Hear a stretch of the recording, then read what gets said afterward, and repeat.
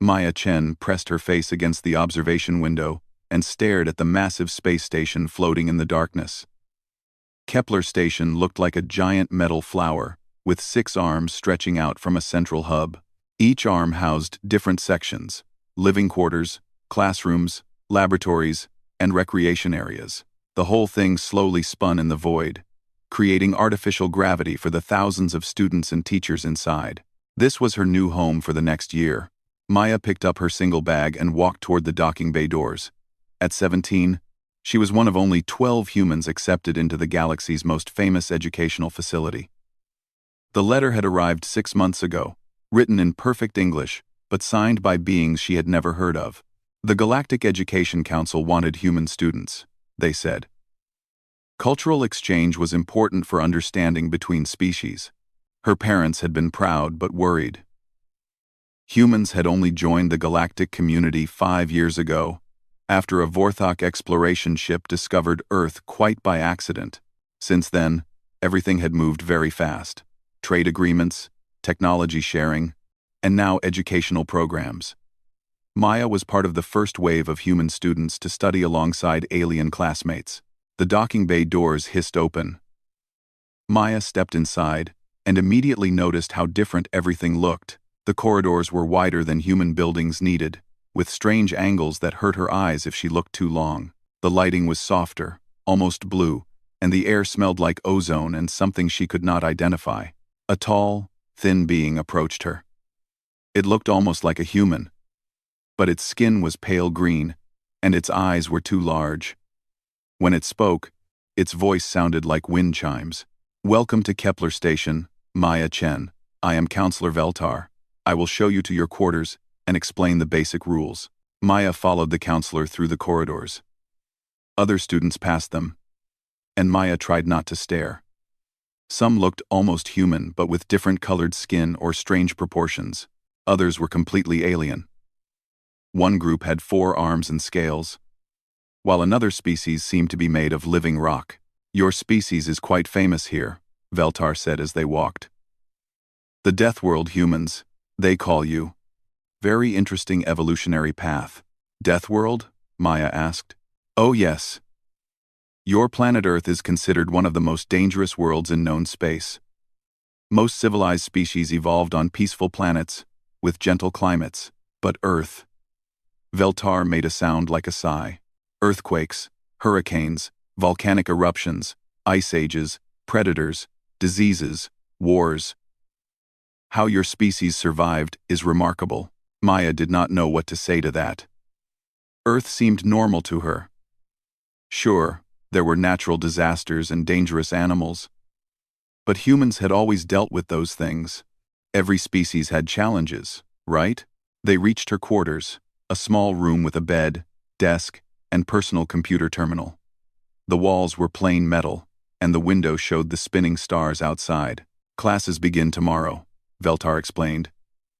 "You are enrolled in Advanced Combat Theory, Galactic History, Physics, and Cultural Studies.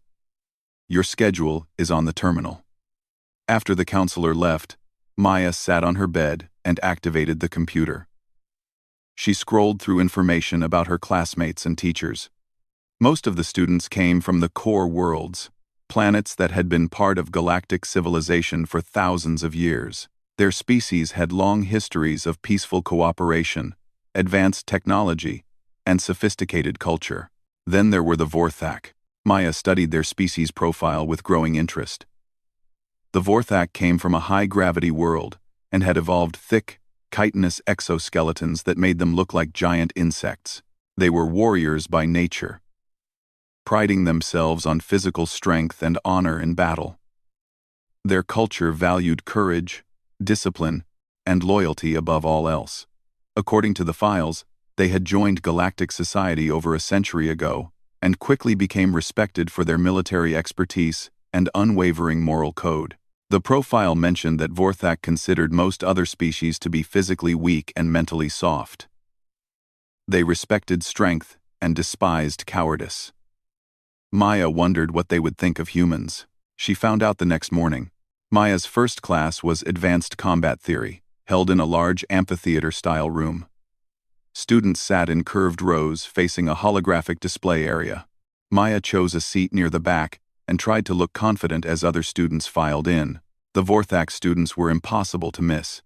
They were much larger than the other species, with their dark exoskeletons gleaming under the classroom lights. They moved with precise, controlled motions and spoke to each other in clicking, buzzing voices. Maya counted 6 of them, all sitting together in the front rows. One of them turned to look at her. He was bigger than the others, with intricate patterns carved into his exoskeleton that probably indicated high status. His compound eyes studied her for a long moment. Then he turned back to his friends and made a series of rapid clicking sounds.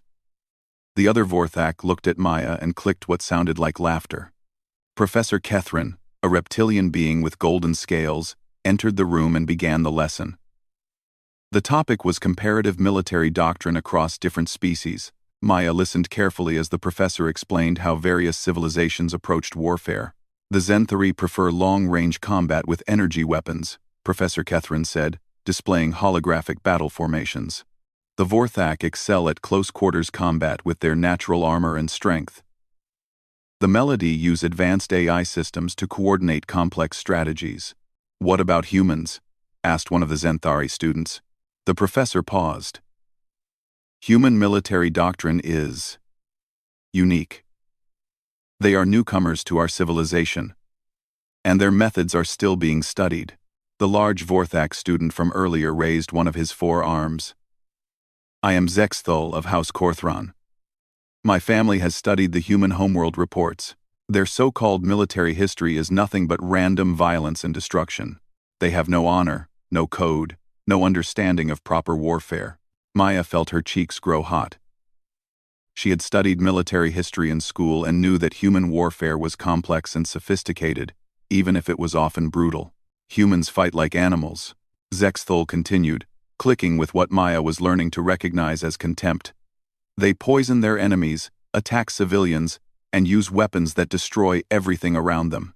This is not warfare. It is barbarism." Other students murmured agreement. Maya realized that her species had a reputation problem. To these civilized aliens, humans looked like violent primitives who had somehow stumbled into space travel. The professor cleared his throat. "Perhaps we should reserve judgment until we know more about human military philosophy." But Maya could see the damage was done. The other students were looking at her with mixtures of curiosity and fear. Some seemed fascinated by the idea of studying alongside a barbaric species. Others looked like they wished she was not there at all. Zexthul turned to stare at her again, his compound eyes unblinking. This time, Maya stared back. She had dealt with bullies before, though never ones with natural armor and 4 arms. Class ended with an assignment to study historical battles and identify key strategic principles. As students filed out, Maya heard Zexthul speaking to his friends in rapid Vorthak. She could not understand the words, but the tone was clear. They were discussing her, and they were not impressed. Maya gathered her things and headed to her next class. This was going to be a very long year. The next few weeks at Kepler Station were harder than Maya had expected. She quickly learned that being the only human in most of her classes made her a constant center of attention. Some students were genuinely curious about Earth and asked endless questions about human culture, technology, and history. Others treated her like a dangerous animal that might attack at any moment. The worst were the students who simply ignored her existence, as if she was not intelligent enough to contribute to their discussions. Zexthul fell into the second category. The young Vorthak noble seemed to take personal offense at Maya's presence in advanced combat theory. Every time she spoke in class, he would click dismissively and make comments to his friends in their native language. Maya did not need to understand Vorthak to know he was mocking her. The tension came to a head during a group project assignment. Professor Kethrin divided the class into teams of 6 students each. Maya found herself grouped with Zexthul, 2 other Vorthak, a Zenthari named Sylvan, and a rock-like being called Granite, who thinks slowly. Their assignment was to design a military strategy for defending a space station against enemy attack. The first team meeting did not go well. "We should focus on honor-based combat," Zexthul announced, his voice creating a steady buzz through his translator device. Meet the enemy in open battle. Warrior against warrior. This is the proper way to conduct warfare. Sylvain, the Zenthari, nodded agreement. Her reptilian features remained calm as she spoke. The Zenthari concur. Long-range precision strikes to disable enemy vessels while minimizing casualties. Clean, efficient, honorable. Maya listened to their discussion for several minutes before speaking up. What if the enemy does not fight honorably? What if they use suicide attacks, or target civilian areas? Or pretend to surrender and then attack? The entire group turned to stare at her. Zex Thul's compound eyes seemed to glow with anger. Honorable beings do not consider such tactics, he clicked. Only savage species would stoop to such levels of barbarism. But what if you are fighting savage species? Maya pressed. What if they do not care about your rules? What if they just want to win at any cost? Granite, who thinks slowly, rumbled in his deep, slow voice. Such beings would not survive long in civilized space. The Galactic Council would stop them. Maya shook her head. The Galactic Council only works if everyone agrees to follow the same rules. What happens when you meet someone who does not agree?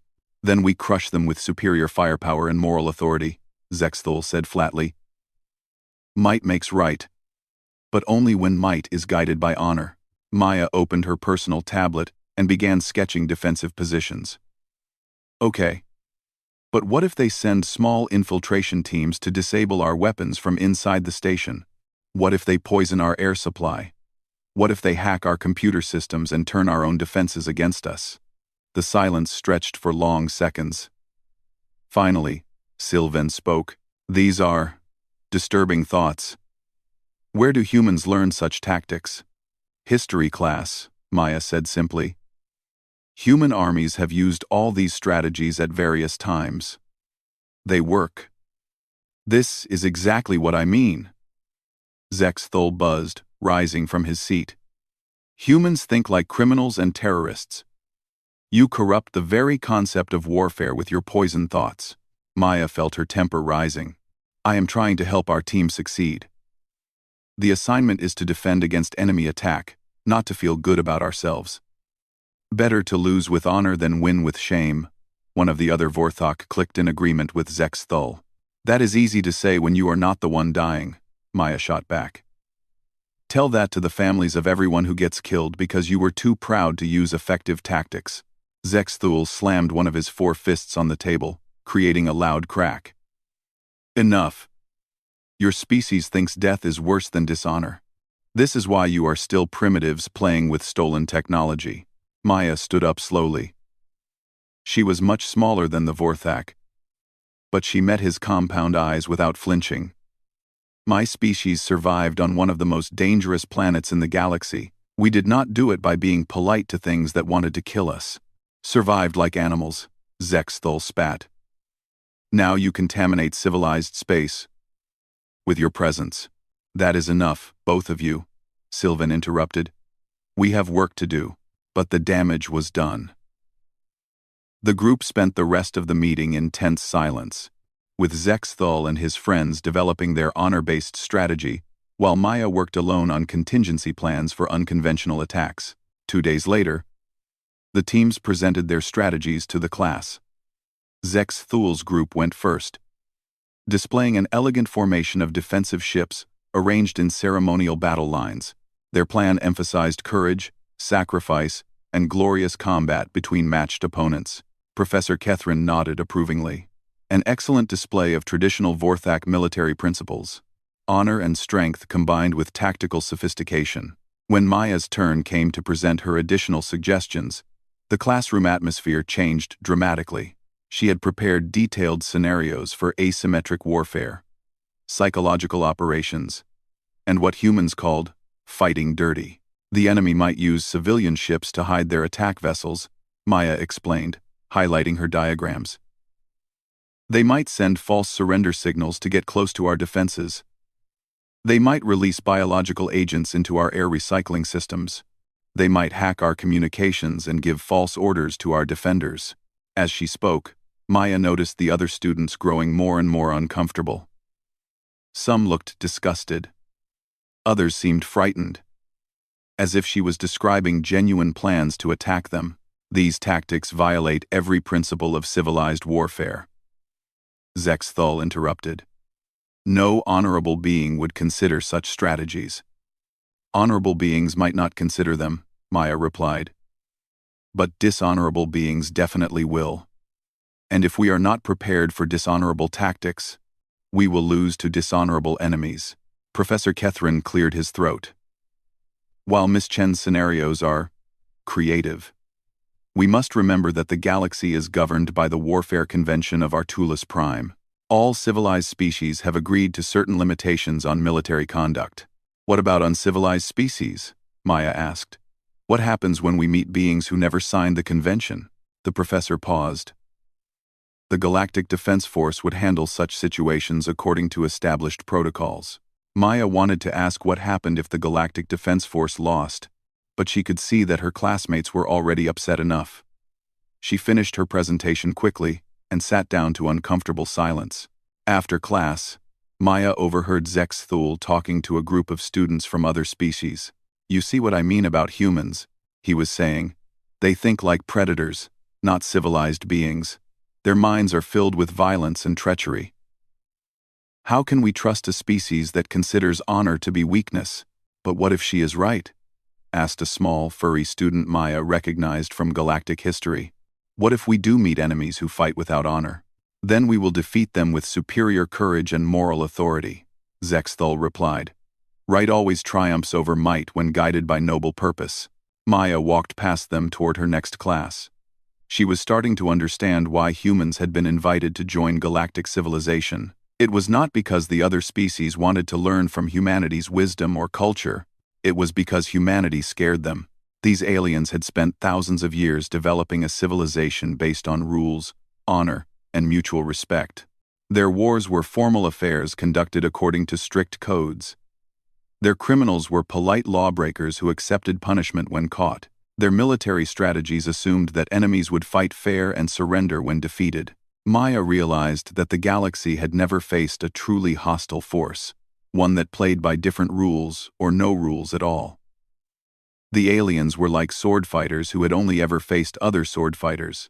They would not know what to do against someone who brought a gun to a knife fight, but humans would know. Maya spent the rest of the week trying to focus on her other classes, but the confrontation with Zexthul had set something in motion. Other students began treating her differently, dividing into camps of those who found human military thinking interesting and those who found it disturbing. Zexthul's group definitely fell into the second category. They began making comments about Death World savages and questioning whether humans belonged in civilized educational institutions. Maya tried to ignore them, but she could feel the pressure building. Something was going to happen soon. She just hoped she would be ready for it. The confrontation happened 3 days later, in a corridor between the dormitory section and the main academic wing. Maya had just finished her presentation on human military history for cultural studies class. Professor Yilnet had assigned each student to present their species' approach to conflict resolution and warfare. Maya had tried to keep her presentation balanced, explaining both the destructive and protective aspects of human military development. She talked about how wars had driven technological advancement, but also how humans had developed international laws to limit civilian casualties. She explained guerrilla warfare tactics, but also peace treaties and diplomatic solutions. She described nuclear weapons, but also nuclear deterrence theory that had prevented their use for decades. Despite her careful approach, Maya could see the discomfort on her classmates' faces.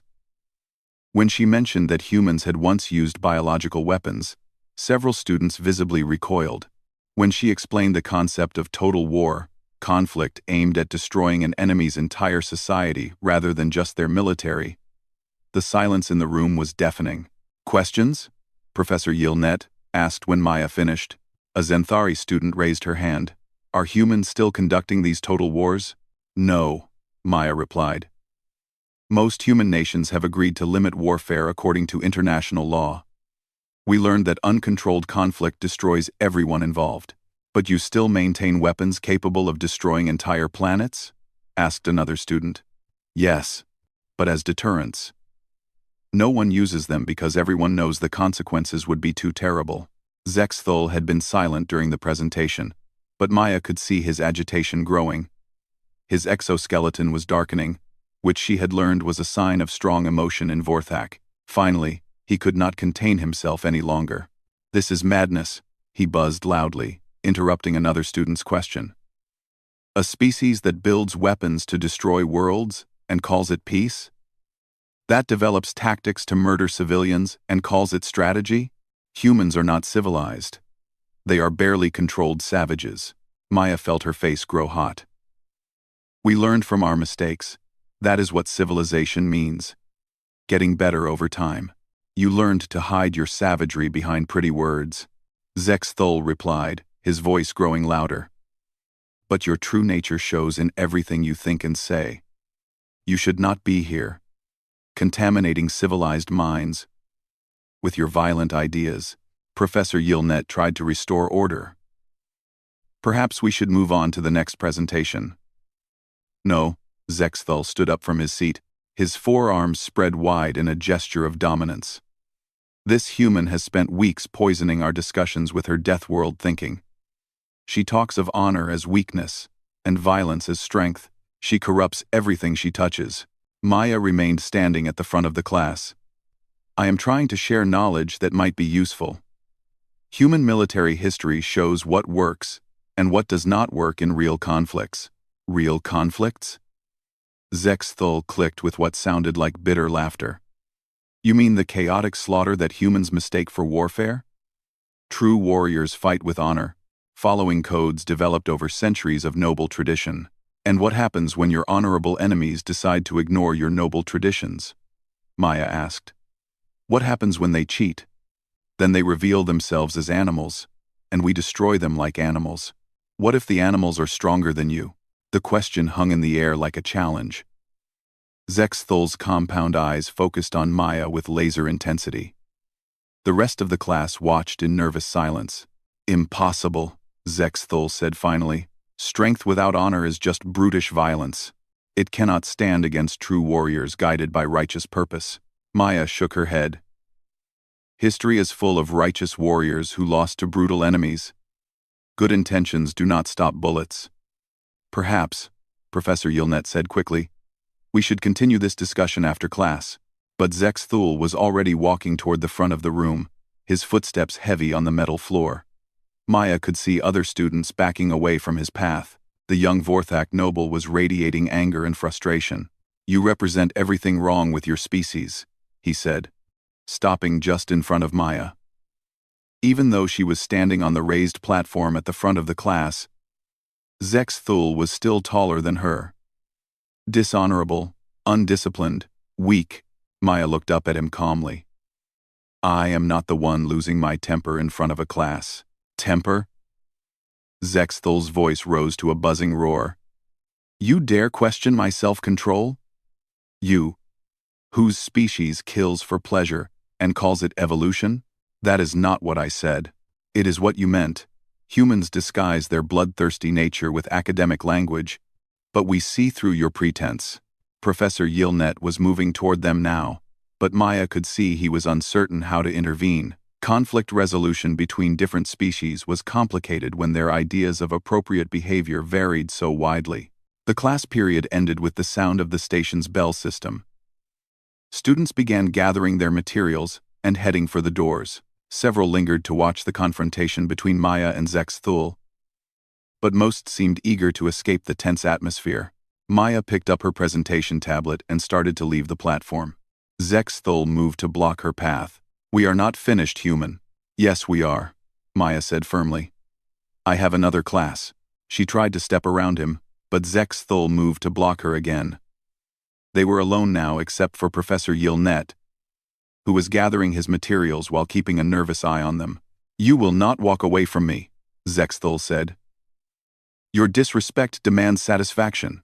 Maya felt her heart rate increase. She recognized the signs of an imminent physical confrontation: the shifting posture, the aggressive body language, the escalating verbal challenges. Her father had taught her to read these signals when she was 10 years old, during her first martial arts lessons. "I do not want to fight you," she said clearly. "Of course not. Humans only fight when they have overwhelming advantages. They are cowards at heart." Maya took a deep breath and tried one more time. "Please move. I need to get to my next class." "Make me move, Deathworlder. Show us your famous human violence." Professor Yilnet finally intervened. "Students, please. Physical confrontations are not permitted." "She challenged my honor," Zexthul said without taking his eyes off Maya. "Vorthok tradition demands satisfaction." "This is not a Vorthak ship," Maya said. "This is an educational facility with rules about student conduct. Hide behind regulations like the coward you are." Maya felt something cold settle in her stomach. This was going to escalate no matter what she said or did. Zexthul needed to dominate her in front of witnesses to restore his sense of honor. Walking away would only make him more aggressive. She set her tablet down on the platform and faced him squarely. "Professor Yilnet, please call station security." "Calling for help already?" Zexthul clicked with satisfaction. "Typical human behavior." "I am giving you one last chance to walk away," Maya said. "Or what? You will hurt me with your soft mammal hands?" Maya noticed that Zexthul's friends had appeared in the doorway.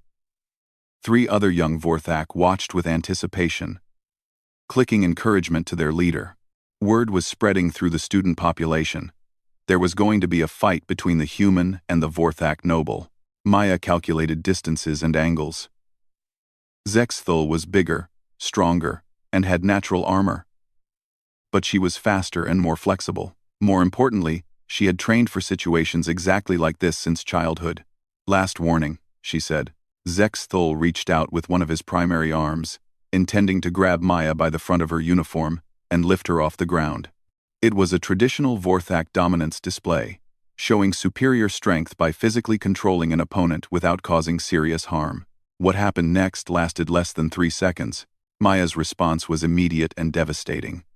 Years of martial arts training, countless hours of practice, and generations of human evolution combined in a burst of precisely controlled violence. She stepped inside Zexthul's reach, grabbed his extended arm, and used his own momentum against him. Her elbow strike hit the joint where his arm connected to his torso, a weak point in Vorthak anatomy that she had studied in her xenobiology classes. The impact sent shockwaves through his exoskeleton. As Zexthul stumbled forward, Maya's knee came up to meet his descending head. The sound of chitin cracking echoed through the classroom. Zexthul collapsed to the floor, his feeding apparatus shattered and leaking fluid.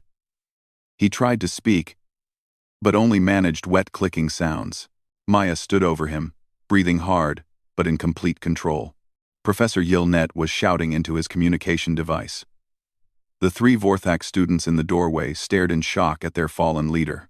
"I warned you," Maya said quietly. Then the emergency medical team arrived, and everything became chaos.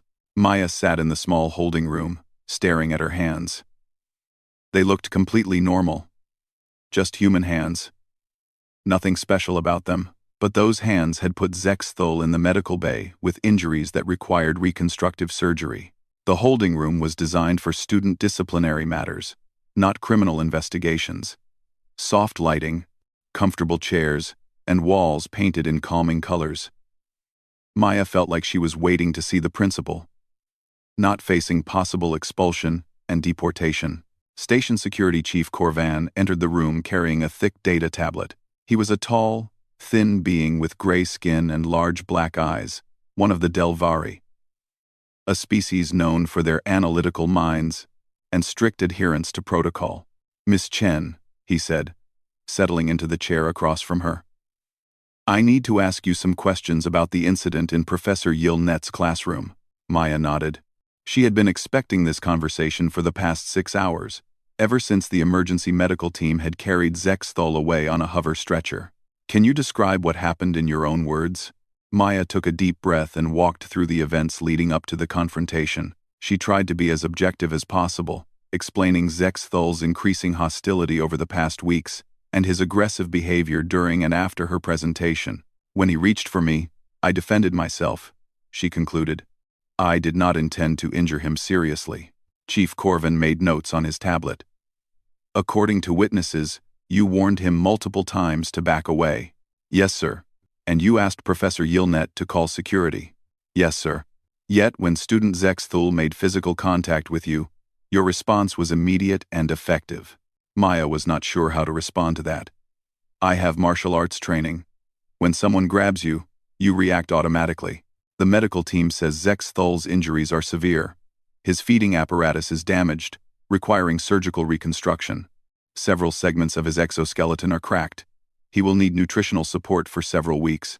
Maya felt sick to her stomach. She had not meant to hurt him that badly. Is he going to be okay? He will recover. But it will take time. The question is, whether your actions were justified, self-defense, or excessive force. He was twice my size and had natural armor. I did what I thought was necessary to stop him. Chief Corvan studied her carefully. Human combat training is not well understood by station authorities. Can you explain your capabilities? Maya was not sure how to answer that question without making things worse. Humans learn to defend themselves. My father taught me martial arts when I was young. All humans receive combat training? Not exactly, but most humans learn some form of self-defense. Earth can be dangerous. Chief Corvin made more notes. We are reviewing security footage from the classroom. We will also interview all witnesses. Until the investigation is complete, you are confined to quarters except for meals and supervised exercise. Maya nodded. She had expected as much. There is one more thing, Chief Corvan said. The Vorthak Embassy has filed a formal complaint with the Galactic Education Council.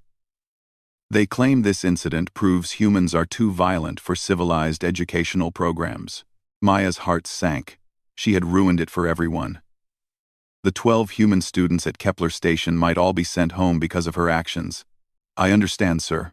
After Chief Corvin left, Maya was escorted back to her quarters by 2 security guards. Other students stared at her as they walked through the corridors. Some looked afraid. Others seemed curious, and a few appeared sympathetic. Maya's roommate, a quiet melody named Trilara, was waiting in their shared quarters. The melody were small, blue-skinned beings with large craniums and gentle dispositions. Trilara had been one of the few students who treated Maya with consistent kindness. Are you all right? Trilara asked, her voice like soft music. Physically, yes. Emotionally, I feel terrible about hurting Zexthul. He attacked you first. Everyone saw it. Maya sat heavily on her bed. It does not matter. He is in the medical bay eating through tubes, and I am probably going to be expelled. Trilara was quiet for a moment. Can I ask you something personal? Sure. Were you really trying to hurt him that badly, or was that your normal defensive response? Maya thought about the question carefully.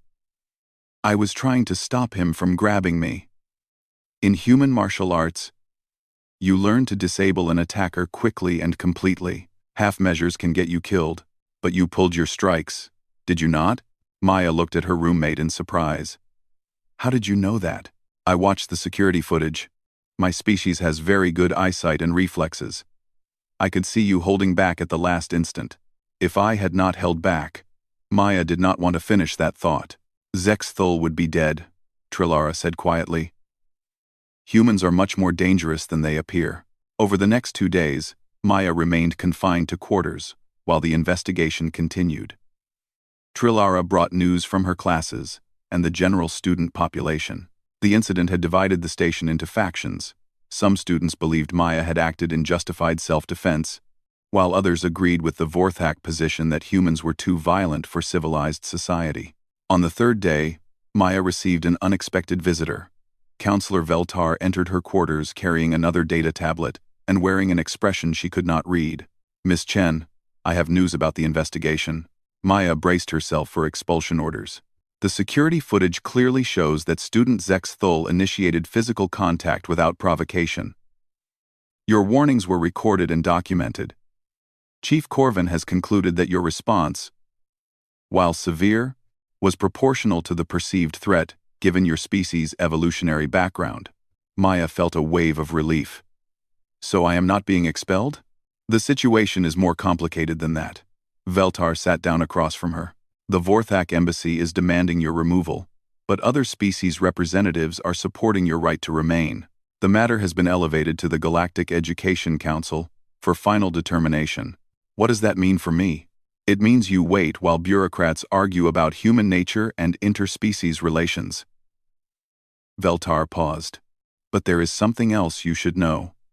This incident has attracted attention from very high levels of galactic government.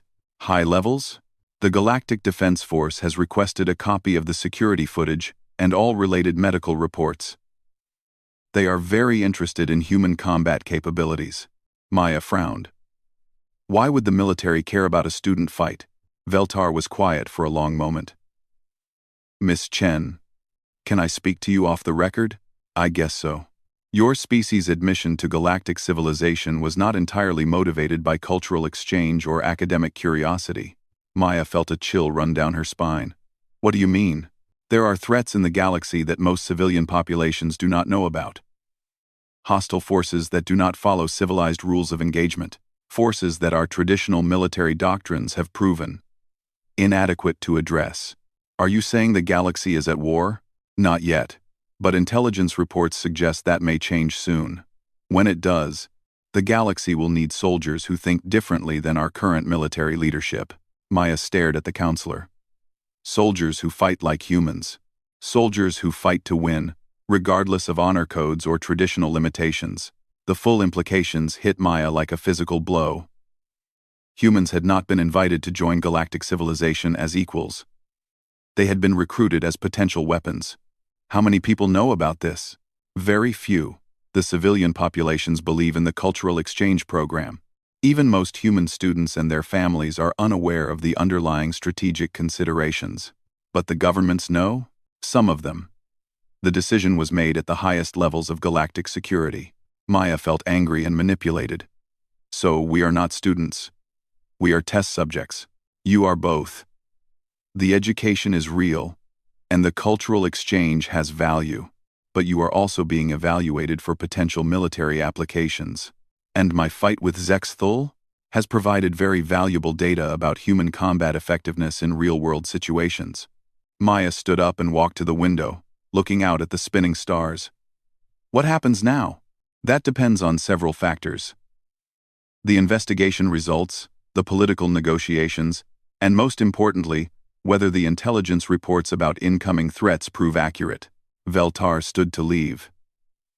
Miss Chen. Regardless of the larger political situation, you should know that your actions were justified. Student Zexthul initiated an assault, and you defended yourself. No one has the right to attack you, regardless of their species or cultural background. After the counselor left, Maya sat alone with her thoughts. She had come to Kepler Station believing she was part of a grand cultural exchange, a bridge between humanity and the stars. Instead, she was apparently a prototype weapon being evaluated for mass production. But the more she thought about it, the more she realized it might not be entirely bad. If there really were hostile forces threatening the galaxy, and if human military thinking could help protect innocent people, maybe being a weapon was not such a terrible thing. The question was whether the galaxy was ready to learn what humans had discovered over thousands of years of warfare. Sometimes, to protect what you love, you have to be willing to destroy what threatens it. Maya had a feeling they were about to find out. The revelation came 5 days later, during what Maya thought would be a routine meeting with the Galactic Education Council's representatives. Maya sat in the council chamber facing a semicircle of beings from different species. Counselor Veltar had warned her that this was not just about her individual case anymore. The discussion had expanded to include humanity's entire role in galactic civilization. Admiral Thexeron of the Galactic Defense Force stood at the front of the chamber.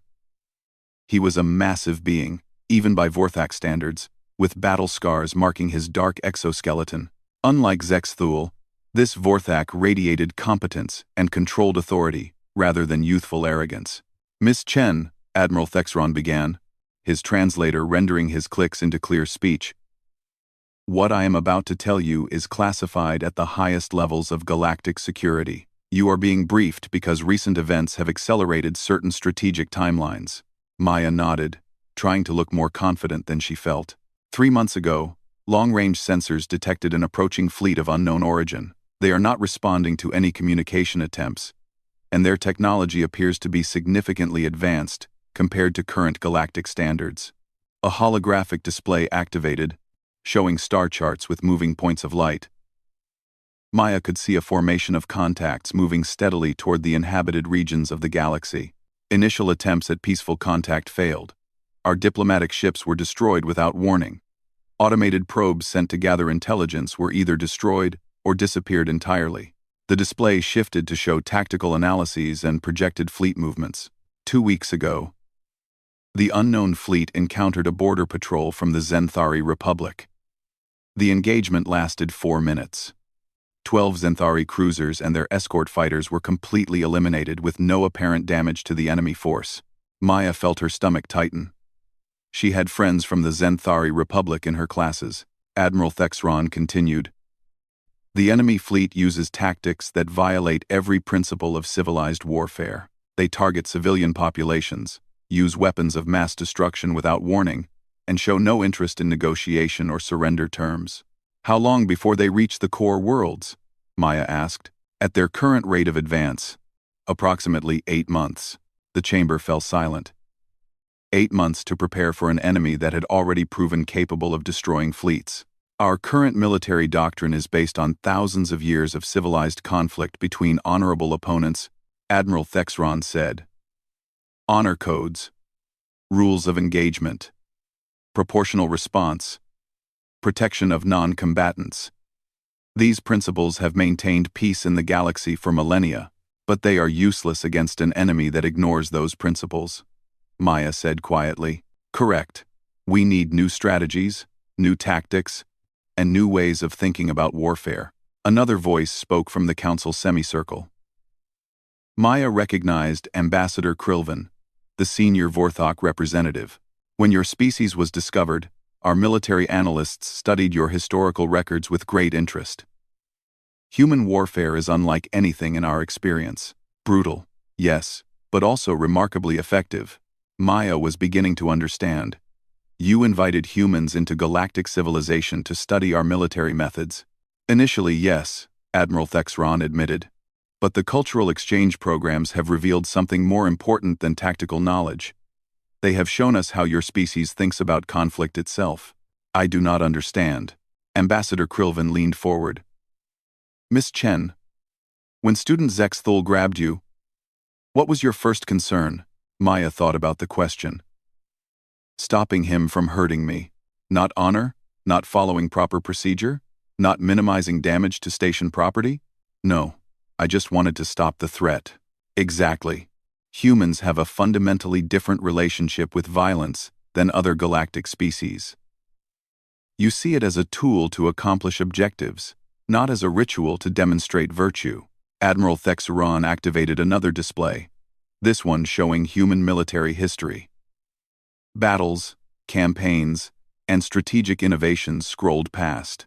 Your species has survived thousands of years of warfare against enemies who wanted to completely destroy you. You have developed tactics for fighting opponents who are stronger, faster, more numerous, or better equipped. Most importantly, you have learned to win ugly. Maya felt uncomfortable with the direction of the conversation. Humans have also learned the costs of uncontrolled warfare. That is why we developed international law and rules of war. But you developed those rules after learning to fight without them, Ambassador Krilvin pointed out. When your survival was at stake, humans were willing to use any method that worked. The chamber's main door opened, and Maya turned to see an unexpected visitor. Zexthul entered slowly, supported by medical equipment. His feeding apparatus was encased in mechanical devices that helped him consume liquid nutrition. Seeing him like that made Maya feel sick with guilt again. I requested permission to attend this meeting, Zexthul said through his translator. His voice was different now, weaker, but somehow more thoughtful. Admiral Thexron nodded.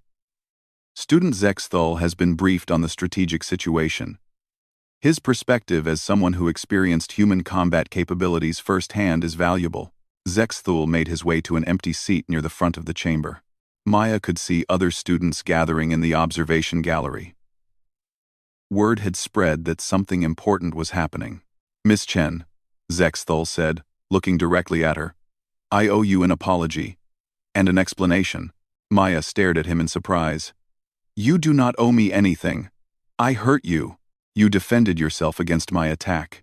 I initiated an assault based on arrogance and prejudice." Zexthul paused, gathering strength to continue. "But more than that, I fundamentally misunderstood what I was seeing." "What do you mean?" "I thought human military thinking was primitive because it seemed chaotic and dishonored, but I was evaluating it against the wrong standards."